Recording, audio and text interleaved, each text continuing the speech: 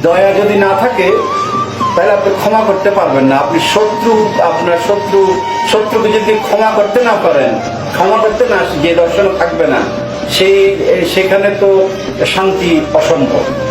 তো এই জন্যে আমরা শুধু ভুলটা দেখি একজনের।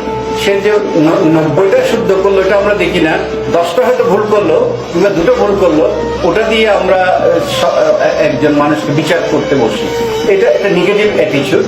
তো সুফিয়াই কেরাম সবসময় পজিটিভলি দেখেন, এবং আরো অনেক হয়তো বিষয় আছে যেগুলো আমার মনে হয় এগুলো অনেক আলোচনার ব্যাপার। আশা করি আপনারা যদি উদ্যোগ নেন, আমরা এগুলো ধারাবাহিক আলোচনায় আমরা যেতে পারি, বিস্তারিত আলোচনায় যেতে পারি।